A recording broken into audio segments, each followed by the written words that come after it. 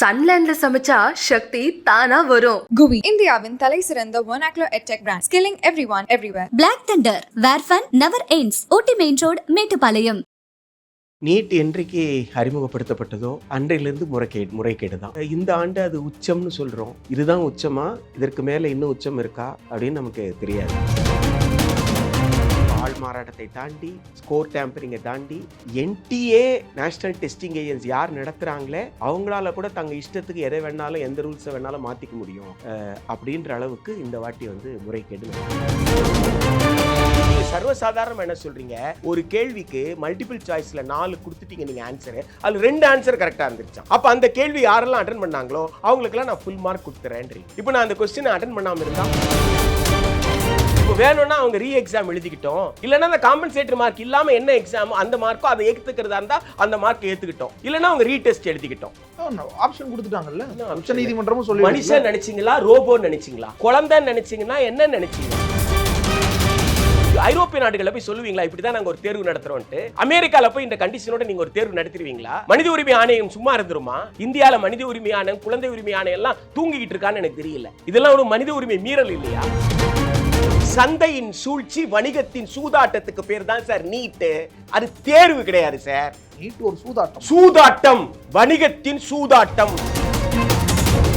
Coaching centre வச்சதுதான் சட்டம். இன்னைக்கு அவங்க தெளிவா சொல்றாங்களே, 720க்கு 720 ஒரு 7-8 பேர் படத்தை போட்டுட்டாங்க. இவங்க எல்லாம் எந்த கம்பெனி? ஒருத்தர் கம்பெனியா? ஆமா, கம்பெனி தான். ஜிஎஸ்டி இருக்கு சார், 18% ஜிஎஸ்டி சார். 25 லட்சம் ஒரு வருஷத்துக்குன்னா 5 வருஷத்துக்கு என்னாச்சு? 1.25 கோடி. எதை நீட் நடைமுறைக்கு முன்னாடி சட்டத்திற்கு புறம்பான வசூல்னு சொன்னீங்களோ அதை நீட்டுக்கு பிறகு சட்டப்படி வசூல் செய்யாது. தேர்தலுடைய முடிவு இந்தியாவே எதிர்பார்த்துட்டு இருக்கிற ஒரு முடிவு. அப்படிப்பட்ட முடிவு வர்ற நாள்ல நீங்க நீட் ரிசல்ட்டை சத்தம் இல்லாம திடீர்னு அன்னைக்கு காலையில நீங்க வெளியிடுறீங்கன்னா என்ன நோக்கம் உங்களுக்கு? எல்லா தமிழர்கள் அனைவருக்கும் வணக்கம். இன்றைய சிறப்பு நேர்காணலில் நம்மோடு இருக்கக்கூடியவர் கல்வியாளர் பிரின்ஸ் கஜேந்திர பாபு. வணக்கம் சார். வணக்கம். நீட் தேர்வு குளறுபடிகள் அப்படின்னு இந்தியா முழுக்க இப்போ பேச ஆரம்பிச்சிருக்காங்க. மறுதேர்வு நடத்தப்படணும், நீட்டே ரத்து செய்யப்படணும் எல்லாம் சொல்கிறாங்க. உச்சநீதிமன்றம் ஒரு கண்டனத்தை பதிவு செஞ்சுருக்கிறத பார்க்க முடிஞ்சிருந்துச்சு. இந்த விவகாரம் குறித்த உங்களுடைய பார்வை சார்? நீட் என்றைக்கு அறிமுகப்படுத்தப்பட்டதோ அன்றையிலிருந்து முறைகேடு தான். முறைகேடு விதவிதமாக இருந்தது. இந்த ஆண்டு அது உச்சம்னு சொல்கிறோம். இதுதான் உச்சமா, இதற்கு மேலே இன்னும் உச்சம் இருக்கா அப்படின்னு நமக்கு தெரியாது. ஏன்னா கடந்த ஆண்டு உச்சம்னு நினச்சாங்க. ஆள்மாறாட்டத்தை விட வேறு எதாவது பண்ணிட முடியுமா? ஸ்கோர் டேம்பரிங் அதை தாண்டி வேறு எதாவது பண்ணிட முடியுமா அப்படின்னு நினச்சாங்க. இதுதான் உச்சம்னு. இப்போ ஆள் மாறாட்டத்தை தாண்டி, ஸ்கோர் டேம்பரிங்கை தாண்டி, என்டிஏ நேஷ்னல் டெஸ்டிங் ஏஜென்சி யார் நடத்துகிறாங்களே அவங்களால கூட தங்க இஷ்டத்துக்கு எதை வேணாலும் எந்த ரூல்ஸை வேணாலும் மாற்றிக்க முடியும் அப்படின்ற அளவுக்கு இந்த வாட்டி முறைகேடு நடந்திருக்கு. இதற்கு மேலே என்ன நடக்கணும்னு எதிர்பார்க்குறீங்க? இந்த வருஷம் என்ன நடந்துச்சு சார்? கடந்த ஆண்டுகள் நடந்ததெல்லாம் இந்த ஆண்டு நடக்கலையான்னு கேட்டுறாதீங்க. இது வரைக்கும் நடந்த எந்த தவறிலும் இந்த தவறை உணர்ந்து குற்றவியல் வழக்கு தாக்கல் செய்யப்பட்டு அந்த வழக்கில் நாங்கள் தீர்ப்பு வாங்கி கொடுத்துட்டோம், இவங்க தண்டிக்கப்பட்டாங்கன்னா இது வரைக்கும் முழுசாக எந்த செய்தியும் கிடையாது. வழக்கு பதிவு செய்தாங்க, கைது செய்தாங்க, விசாரணை தொடங்கியது. அந்த விசாரணை இது வரைக்கும் எந்த அளவுக்கு போச்சுன்றது தெரியல. கடந்த காலத்தில் நாம் தமிழ்நாட்டில் அந்த மாதிரி தவறு செய்து மாணவர் சேர்க்கை நடந்திருக்குன்னு கண்டுபிடிச்சி நீட் நடைமுறையில் அந்த மாணவரை சஸ்பெண்ட் பண்ணியிருக்கோம். அப்போ சஸ்பெண்ட் பண்ணால் என்ன அர்த்தம்? 2வது வருஷத்துலேருந்து சஸ்பெண்ட் பண்ணால் 2 இடம் நமக்கு வீணாச்சுன்னு அர்த்தம். இப்போ தமிழ்நாடு அரசு கல்லூரியினுடைய 2 இடங்கள் வீணானது அப்படின்னு பொருள். அப்போ அதுக்கு என்ன, எப்படி நீங்கள் காம்பன்சேட் பண்ணுவீங்க? இப்படி பல முறைகேடுகள் இருந்து இந்த ஆண்டு என்ன சொல்கிறாங்க, ஒரு கேள்வியில் பதில் மல்டிபிள் சாய்ஸ் கொஸ்டின். நீங்கள் எப்படி குழந்தைகளை ப்ரிப்பேர் பண்ண சொன்னீங்கன்னா, நாங்கள் கொடுத்துருக்கிற 4 ஆன்சரில் ஏதாவது ஒரு ஆன்சர் கரெக்டு, நீ சரியான ஆன்சர் எழுதுனா உனக்கு 4 மார்க்கு, தப்பான ஆன்சர் எழுதுனா நீ ஏற்கனவே மார்க் எடுத்திருந்தால் அதுலேருந்து 1 மார்க் எடுத்துருவோம். நெகட்டிவ் மார்க் 1 மார்க் ஃபுல், உனக்கு 4 மார்க் கொடுப்போம் சரியாக இருந்தால், தப்பாக இருந்தால் உங்ககிட்டருந்து 1 மார்க் நாங்கள் எடுத்துருவோம். அப்போது ஆனால் 4ல் 1 என்ன இருக்கும்? கரெக்டாக இருக்கும். அது 4ல் எது கரெக்டுன்னு நீ கண்டுபிடிக்கணும். இப்போ இந்த நடைமுறைக்காகத்தான் அவன் பயிற்சி கொடுத்துட்டு போகிறான். ஏன்னா அவன் இது வரைக்கும் அப்படி படிக்கலை. இது வரைக்கும் படித்தது அவன் மூளையை பயன்படுத்தி அவனுக்கு எது சரின்னு தோணுதோ அவன் எழுதுவான். எவாலுவேஷனில் என்ன பண்ணுவாங்கன்னு கேட்டால் சரியாக தப்பான்னு பார்க்க மாட்டாங்க, கோட்பாட்டை புரிந்து கொண்டானான்னு பார்ப்பாங்க.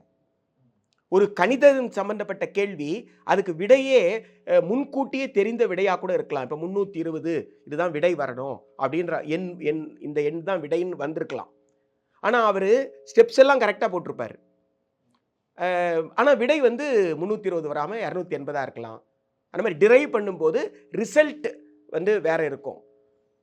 இதுக்கு 5 மதிப்பெண் எடுத்துக்கிட்டிங்கன்னா மதிப்பீட்டில் என்ன பண்ணுவாங்கன்னா, இந்த படிகள் எல்லாமே சரியாக இருந்தால், ஸ்டெப்ஸ் எல்லாம் சரியாக இருந்தால் அவர் கோட்பாடு புரிஞ்சிருச்சு. இந்த பாடத்தை எவ்வாறு புரிந்து கொள்ள வேண்டுமோ அப்படி புரிந்து கொண்டார். அவர் இந்த பாடத்தை எப்படி நடைமுறைப்படுத்தணும் அப்படின்ற விஷயத்துக்குள்ளே வந்துட்டார். எனவே இந்த நடையெல்லாம் சரியாக இருக்கிறதுனால அதற்குண்டான மதிப்பெண்ணை கொடுத்துருவாங்க. இப்போ 5ல் 4 மதிப்பெண் கூட கொடுத்துருவாங்க. 1 மதிப்பெண் தான் எது கொடுப்பாங்கன்னு கேட்டிங்கன்னா, அந்த கடைசியாக கொடுத்த ஆன்சருக்கு.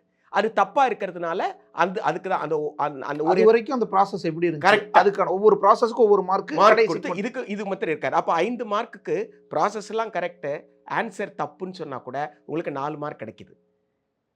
இதுக்கு மாற்றி நீங்கள் ப்ராசஸ் எல்லாம் தப்பு, நீங்கள் டிரைவ் பண்ண வேண்டிய ஸ்டெப்ஸ் பிரகாரம் நீங்கள் டிரைவ் பண்ணவே இல்லை, ஆனால் ஆன்சர் கரெக்டாக எழுதிட்டீங்க அப்படின்னா என்ன நினைப்பாங்கன்னு கேட்டால், அப்போ ஆன்சர் மனப்பாடம் பண்ணிட்டு வந்தியா, உனக்கு கான்செப்டே புரியல, ஒரு ஸ்டெப்பு கூட சரியாக எழுதலை, அப்புறம் எப்படி இந்த ஆன்சர் உனக்கு வந்துச்சு?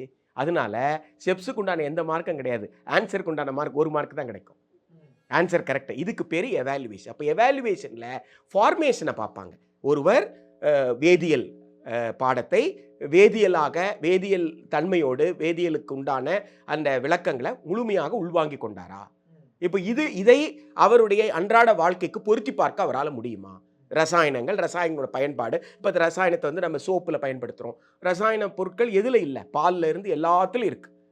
அப்போது இதெல்லாம் அவரால் புரிந்து கொள்ள முடியுதா அப்படின்றதான் உயிரியல் வேதியியல் ஒன்றோடு ஒன்று தொடர்புபடுத்தி பார்க்குறாரு. இதை அச்சு பிசராமல் எழுதுறதெல்லாம் கிடையாது. அதுக்கு என்னவா புரிஞ்சுக்கிட்டா அது சரியா இருக்கா இல்லையா அதுதான். ஆனால் நீட்டில் அப்படி கிடையாது. இது பேப்பர் கரெக்ஷன், எவாலுவேஷன் கிடையாது.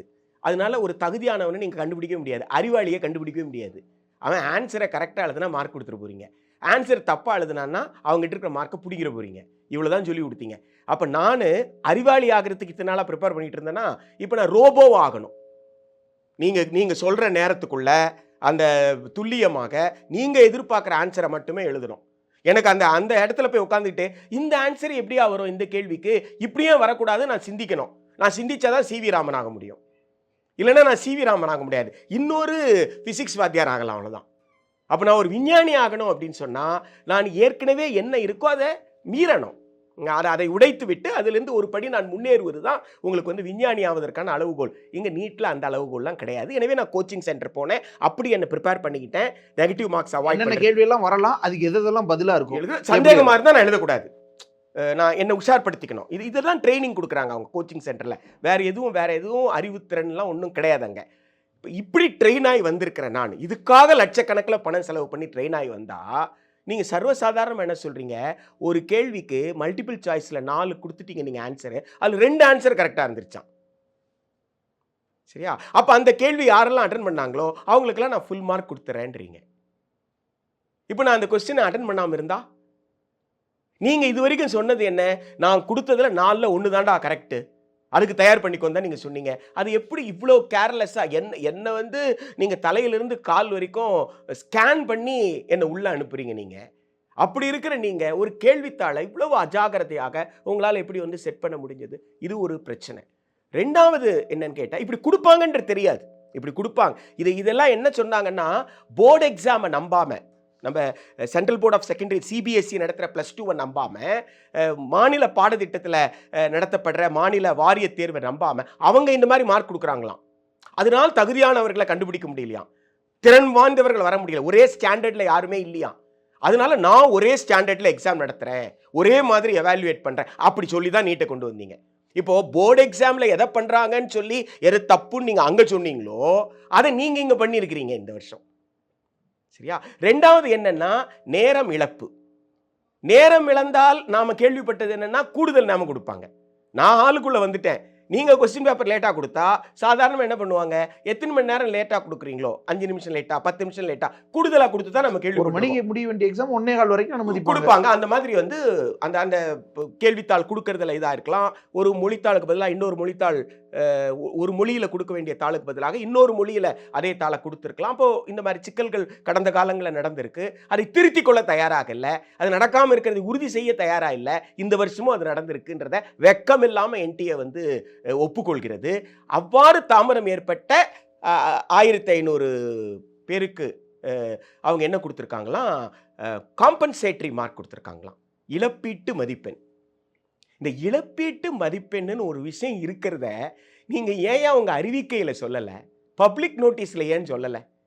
முன்னாடி தானே சொல்லணும். ஒரு விளையாட்டை தொடங்கிறதுக்கு முன்னாடி தானே விதிகளை சொல்லணும். விளையாடி முடிச்சாச்சு, இப்போ வந்து வெற்றி தோல்வியை சொல்ல வேண்டிய இடத்துல இப்போ நான் புதுசாக ஒரு விதி சொல்கிறேன், இந்த விதியின்படி நான் மார்க் கொடுத்துருக்கிறேன்னு சொன்னீங்கன்னா இது எந்த வகையில் வந்து நியாயமானது?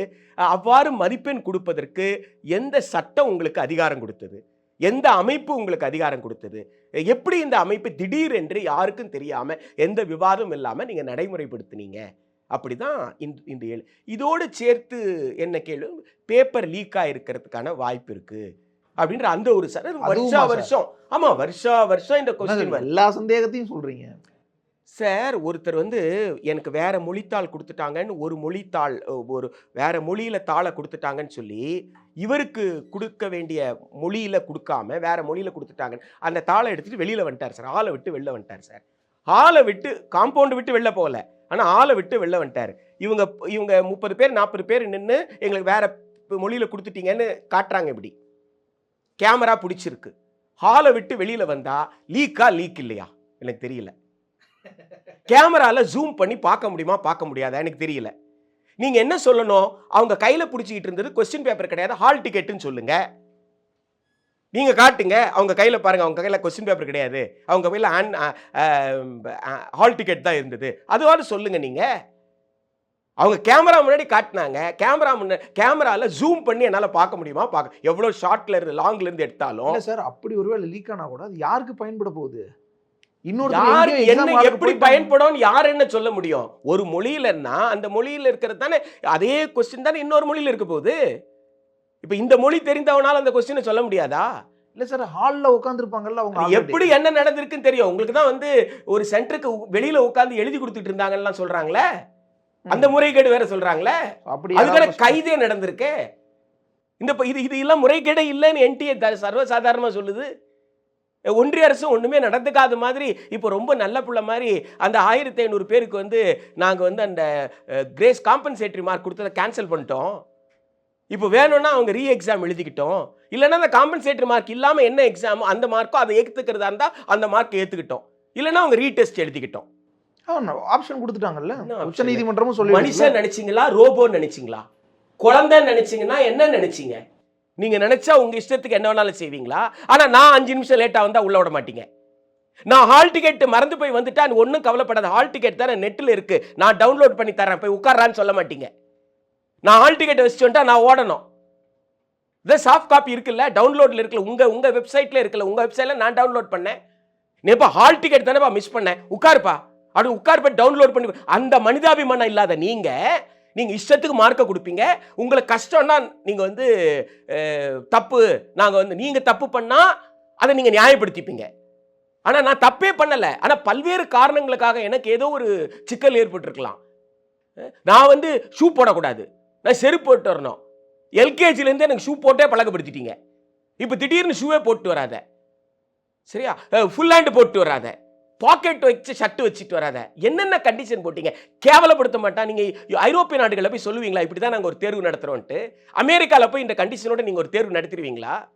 மனித உரிமை ஆணையம் சும்மா இருந்துருமா? இந்தியாவில் மனித உரிமை ஆணையம், குழந்தை உரிமை ஆணையம் எல்லாம் தூங்கிக்கிட்டு இருக்கான்னு எனக்கு தெரியல.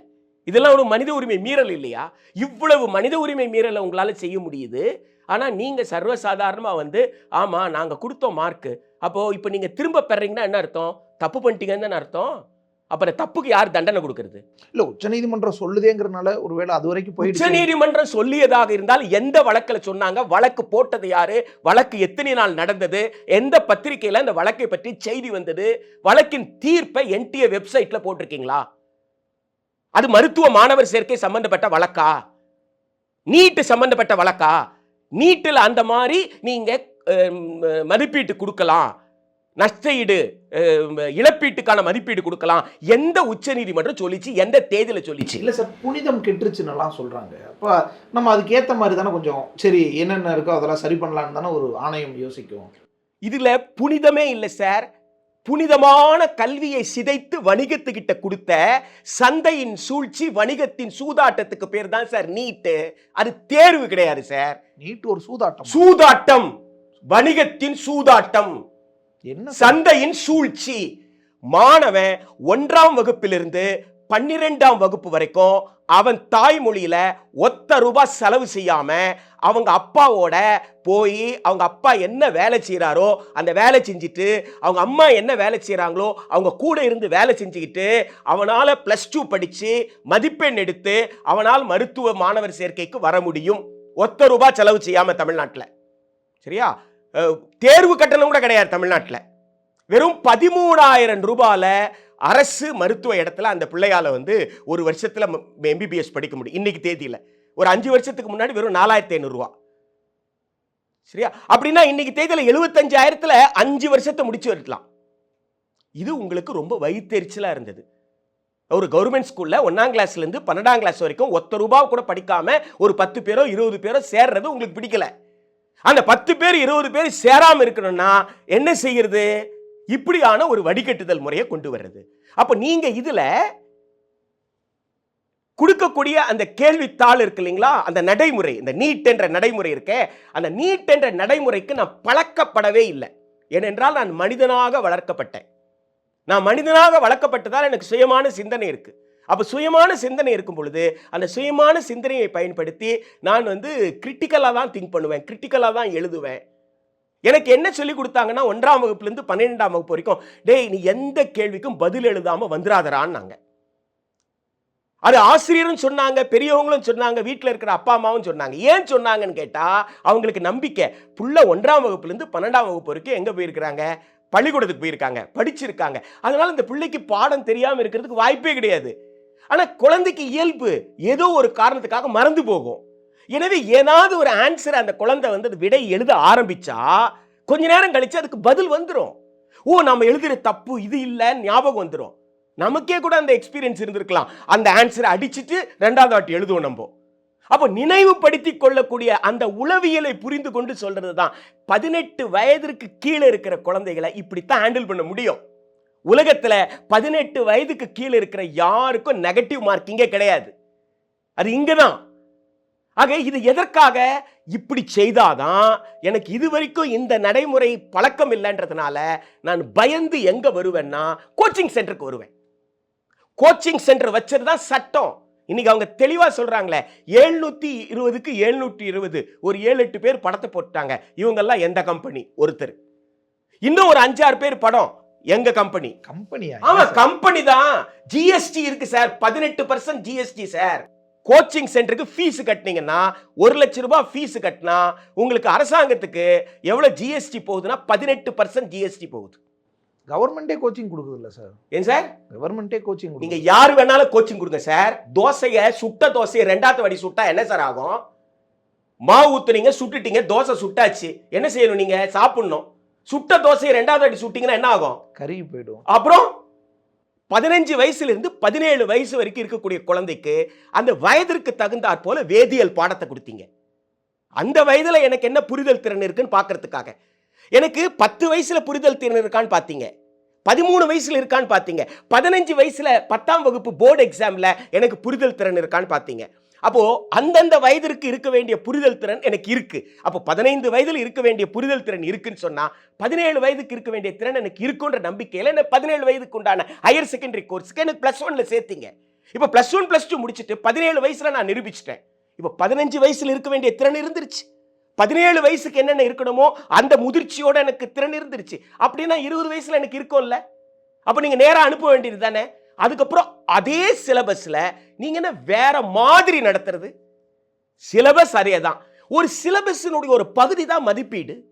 சிலபஸினுடைய கூறு. சிலபஸ்ல பாடம் எப்படி இருக்கும்னு சொல்லும், என்ன திறன்களை எதிர்பார்ப்பாங்கன்னு சொல்லுவாங்க, அதற்கான கற்றல் முறை என்னன்னு சொல்லுவாங்க. இந்த பாடத்தை இந்த கற்றல் முறையில் கற்றால் அதை இவ்வாறு மதிப்பீடு செய்யணும். இது மொத்தமா சேர்த்தாதுங்க பேருக்கு பேர் பாடத்திட்டம், சிலபஸ். அப்போ பாடத்திட்டத்தின் படி ஒரு மதிப்பீட்டு முறை இருக்கு. ஆனால் அதை நான் ஏற்றுக்கொள்ள மாட்டேன்னு சொல்லிட்டு நீங்க ஒரு நடைமுறை கொண்டு வர்றீங்க. இந்த நடைமுறை எனக்கு பழக்கம் இல்லைன்னு சொல்றதுனால நான் எங்க வர்றேன்? கோச்சிங் சென்டருக்கு வர்றேன். இப்போ கோச்சிங் சென்டர் இப்போ 23 லட்சம் பேர்ல இருந்து 24 லட்சம் பேர் வரைக்கும் எழுதியிருக்கிறாங்க எக்ஸாம். கிளியர் பண்ணதாக நீங்க சொல்றீங்கல்ல, குவாலிஃபை ஆறதா சொல்றீங்கல்ல, அந்த குவாலிஃபை ஆகிறது 137 எடுத்திருந்தா, 720க்கு 137 எடுத்திருந்தா குவாலிஃபைடு, நீட் குவாலிஃபைடு. நான் எங்க சேர்றதுக்கு தகுதி ஆயிட்டேன்? MBBS சேர்றதுக்கு தகுதி ஆயிட்டேன். அப்படின்னா 720 எடுத்தவனும் தகுதி வாய்ந்தவன், நீட் தகுதி வாய்ந்தவன். 137 எடுத்தவனும் நீட்டு தகுதி வாய்ந்தவன். சூதாட்டம்னு சொன்னதுக்கு அலர்னீங்க, சூதாட்டமானு கேட்டீங்க. சரியா? சந்தையின் சூழ்ச்சியான்னு கேட்டா இதுக்கெல்லாம் போய் சூழ்ச்சி செய்வாங்களா அப்படின்னு சொல்லி கவலைப்பட்டீங்க. என்ன உளர்றாரு அப்படின்னு சொல்லி. இது யோசிச்சு பாருங்க. 130 இந்த வருஷத்துக்கு சொல்றேன், 137 இருந்து எங்க வச்சிருக்கிறீங்க? 137 157? இது ஒரு மினிமம் ஸ்கோர். மேக்ஸிமம் ஸ்கோர் எவ்வளவு? 720. இப்போ மினிமம் ஸ்கோர்ல இருந்து மேக்ஸிமம் ஸ்கோர் வரைக்கும் அவர் ஒரே பர்சன்டைல் இருக்காரு, 50வது பர்சன்டைல் இருக்கிறார். அப்படின்னா மினிமம் ஸ்கோர் எடுத்தவரும் எலிஜிபிள், மேக்ஸிமம் ஸ்கோர் எடுத்திருக்கிறவரும் எலிஜிபிள். இப்போ கவர்மெண்ட் சீட் ஓபன் பண்றீங்க. கவர்மெண்ட் சீட் ஓபன் பண்ண உடனே இந்த வாட்டி 720 நிறைய பேர் எடுத்துட்டாங்களா? 700 மார்க்ல இருந்து 720 மார்க் எடுத்த 30,000க்கு மேலன்றாங்களா? எவ்வளவு சீட் வச்சிருக்கீங்க கவர்மெண்ட்ல? அப்போ 680 கீழே எடுத்திருந்தா என்ன ஆகும்? 650 தனியார் காலேஜுக்கு போக வேண்டியது. சரியார் காலேஜ் கொடுத்துட்டீங்களா? உங்க பிள்ளைய தான் நீங்க படிக்க வைக்க முடியும். நீங்க அந்த அளவுக்கு வசதி படித்தவர். ஏனென்றால் திரு நரேந்திர மோடி பார்வையில் நீங்கள் ஒரு பத்திரிகையாளர், வசதியா சம்பாரிச்சிட்டு இருக்கிறீங்க. அவர் 10 ஆண்டு கால ஆட்சியில உங்களுடைய பொருளாதாரத்தை வளர்த்திருக்கிறார். பொருளாதாரத்தில் வளர்த்தப்பட்ட உங்களால் உங்கள் பிள்ளையை சேர்த்துக்க முடியும். ஏன்னா மிக குறைந்த கட்டணத்தில் மேனேஜ்மெண்ட் சீட்டு 15 லட்சத்திலிருந்து 25 லட்சம் வருஷத்துக்கு உங்களை போன்றவர்கள் கட்ட முடியும். இது ஒரு பெரிய விஷயமான்னு கேட்பீங்க. 5 வருஷத்துக்கு வெறும் 75 லட்சம் ரூபாய். திரு நரேந்திர மோடி தலைமையில் ஒரு பத்திரிகையாளர் 75 லட்சம் ரூபாய் கட்டுறதுக்கு வாய்ப்பு இல்லாமலா இருக்கிறாரு? சரி, இப்போ 680 எடுத்தவங்க அங்க போயிடுவாங்க. அங்க போறாங்க சார். 75 லட்சம் ரூபாய் பணம் இருக்கான்னு கேட்கிறேன். உங்க புள்ள வாங்கிட்டான், என்ன பண்ண போறீங்க? மேனேஜ்மெண்ட் சீட்டு தான் 50% சீட்டுக்கு தான் அரசாங்கத்தால் கட்டணத்தை தீர்மானிக்க முடியும். அதுவும் 50% தான். 50%. 100 சீட் இருக்கா, 50 சீட் இருக்கா, எவ்வளவு சீட் இருந்தாலும் சரி, அதுல 50%. 100 சீட்டுனா 50 சீட்டுக்கு அரசாங்கம் என்ன செய்யலாம்? கட்டணத்தை தீர்மானிக்கலாம். மிச்சம் 50 சீட்டுக்கு என்ன செய்ய முடியும்? அரசாங்கம் தீர்மானிக்க முடியாது. யார் தீர்மானிப்பாங்க? அந்த பல்கலைக்கழகமோ அந்த தனியார் கல்லூரி. இப்போ அந்த தனியார் கல்லூரி 15 லட்சம் வாங்குற கல்லூரி இருக்கு, 25 லட்சம் வாங்குற கல்லூரி இருக்கு. ஏன்னா தனியார் கல்லூரி, நிகர்நிலை பல்கலைக்கழகம் இவங்கெல்லாம் வந்துடுறாங்க. இப்போ அதுல உங்க குழந்தைக்கு வந்திருக்கு சார். இப்போ நீங்க எவ்வளவு சார் ஃபீஸ் கட்டணும்? உங்க புள்ள 650 மார்க் வாங்கியிருக்கான், சரியா? 720க்கு உங்களுக்கு மேனேஜ்மெண்ட் சீட்டு கிடைச்சிருக்கு. கவுன்சிலிங்ல தான் போயிருக்கிறீங்க. டிரான்ஸ்பரண்ட், வெளிப்படைத்தன்மையோட நடந்த கவுன்சிலிங்ல தான் போயிருக்கிறீங்க. இப்போ நீங்க கட்டுவீங்களா? பணம் வச்சிருக்கீங்களா? முடியல. அப்ப என்ன பண்ணுவீங்க? வேற ஏதாவது கோர்ஸ்க்கு தான் போவாங்க. அவ்வளவுதானே. அப்ப உங்க இடம் அடுத்து கீழே இருக்கிறவங்களுக்கு 400 மார்க் வாங்குறவங்க, 400 மார்க் வாங்குறவரை கட்ட முடியாது. 200 மார்க் வாங்கியிருந்தா கூட, மிக குறைந்த மார்க் வாங்கியிருந்தால் கூட, பணம் இருந்துச்சுன்னா போயிடலாம். பணம் இருந்தா போயிடலாம். ஆனா 92வது நாடாளுமன்ற நிலைக்குழு அறிக்கை என்ன சொல்லிச்சுன்னா, தனியார் கல்லூரியில அவங்க மென்ஷன் பண்ணியிருக்காங்க, அதுல 50% உறுப்பினர்கள் அந்த குழுவில் இருந்தவங்க யாருன்னு கேட்டா பாஜக எம்பிக்கள், சரியா? அந்த குழுவில் சொல்றாங்க 50 லட்சம் கேட்கறாங்கப்பா தனியார் கல்லூரியில MBBS முடிக்கிறதுக்கு. 50 லட்சம் கட்டி ஒருத்தன் படிக்கணும்னா ஏழையால படிக்க முடியுமாப்பா? இதெல்லாம் தப்பு இல்ல. அதனால என்ன செய்ய, இந்தியா முழுக்க மருத்துவ பொது நுழைவுத் தேர்வு நடத்து. அதை கூட என்ன செய்யணும், எந்தெந்த மாநிலங்கள் விரும்பலையோ விட்டுட்டு நடத்து. இது யாருக்காக சொல்றோம்னு சொன்னா, தனியார் கல்லூரியில் நடக்கிற கட்டண கொலையை தடுப்பதற்காக. ஆனா திரு நரேந்திர மோடி அந்த ஸ்டாண்டிங் கமிட்டி இருக்கு இல்லைங்களா, அந்த ஸ்டாண்டிங் கமிட்டி கொடுத்த, அந்த நிலைக்குழு கொடுத்த 92வது நாடாளுமன்ற நிலைக்குழு அறிக்கையை நாடாளுமன்றத்தில் தாக்கல் செஞ்சார் மார்ச் 8, 2016. ஆனா அதை விவாதத்துக்கே எடுத்துக்கல. விவாதத்துக்கே எடுத்துக்காம 50% மேல நான் கட்டணத்தை கட்டுப்படுத்த மாட்டேன் அப்படின்னு நேஷனல் மெடிக்கல் கமிஷன் ஆக்ட்ல சொல்லிட்டாரு.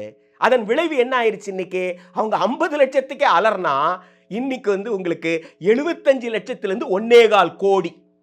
25 லட்சம் ஒரு வருஷத்துக்குன்னா 5 வருஷத்துக்கு என்னாச்சு? 1.25 கோடி.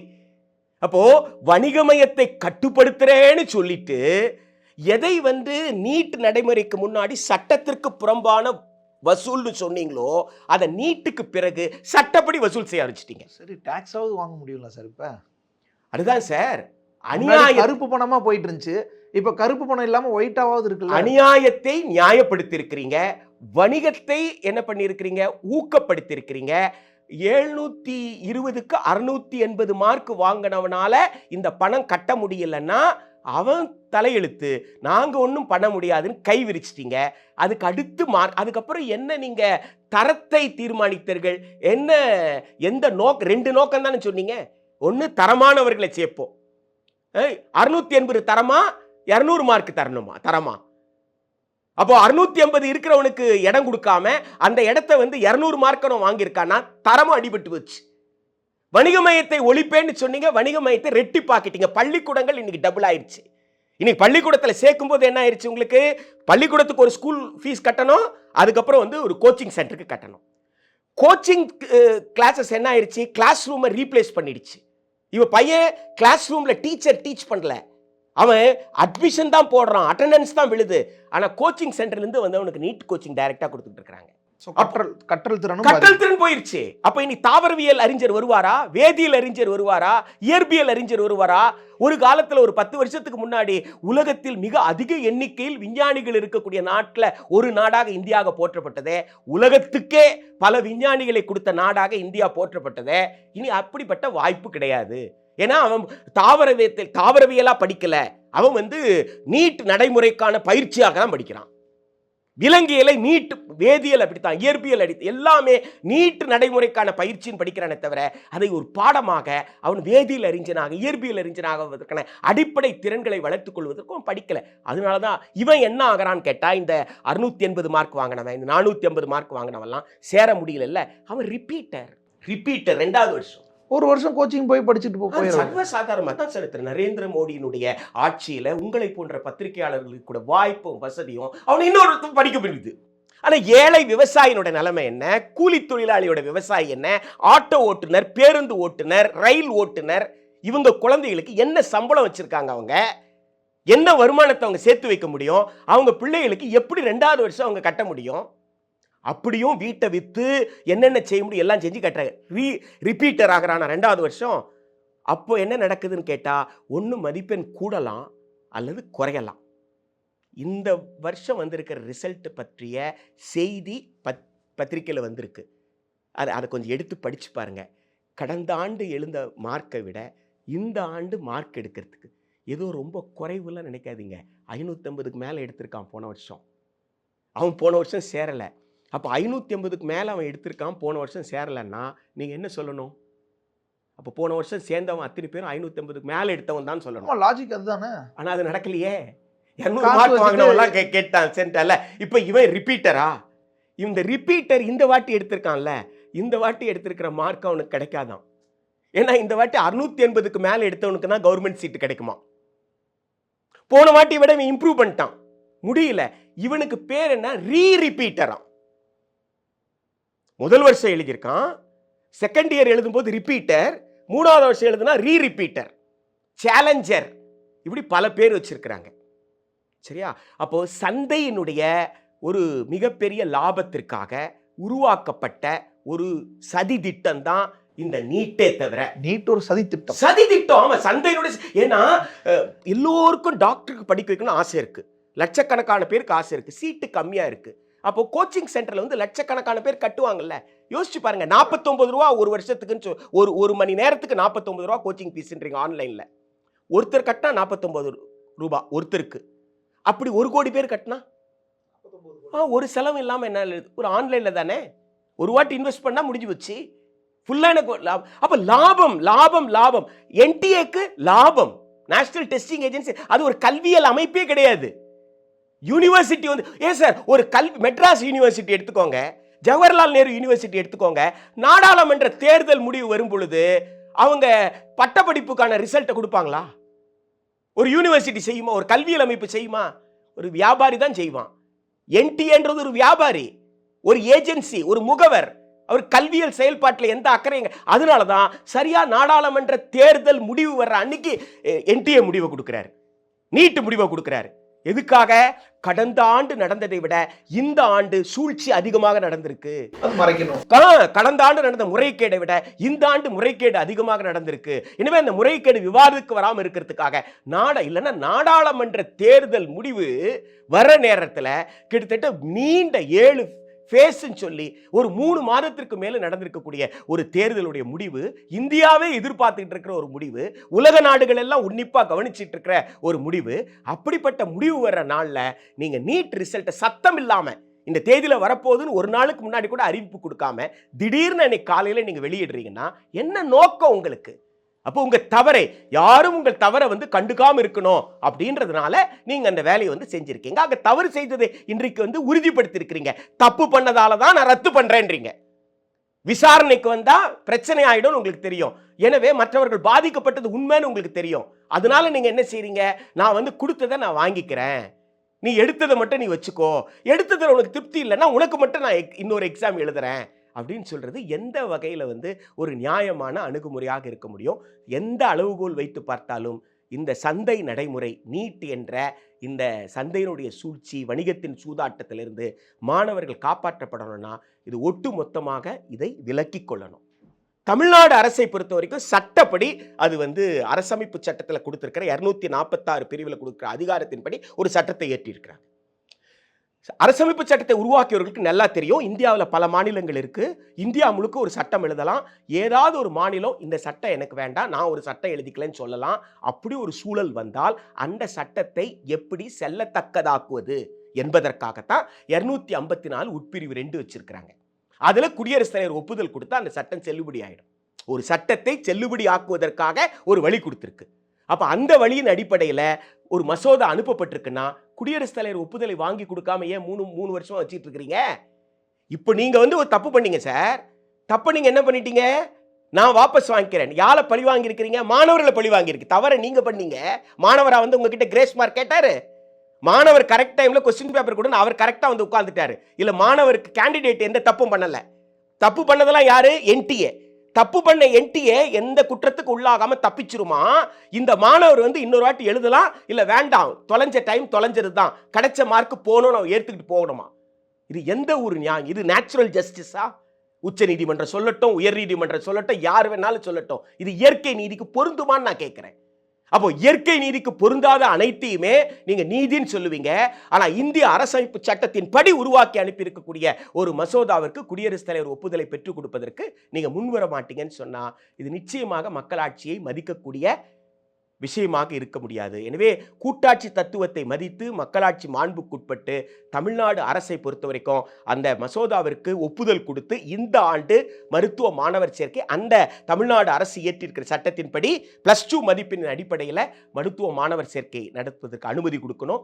இந்தியா முழுக்க அந்தந்த மாநில அரசுகள் அவ்வாறு விரும்பினால் அதை செய்ய அனுமதிக்கணும். ஒட்டுமொத்தமாக நீட்டை திரும்ப பெறுவதுதான் நியாயம். சன்லேண்ட்ல சமைச்சா சக்தி தானா வரும். குவி, இந்தியாவின் தலை சிறந்த vernacular edtech brand, skilling everyone everywhere. Black Thunder, where fun never ends. OT Main Road, Mettupalayam.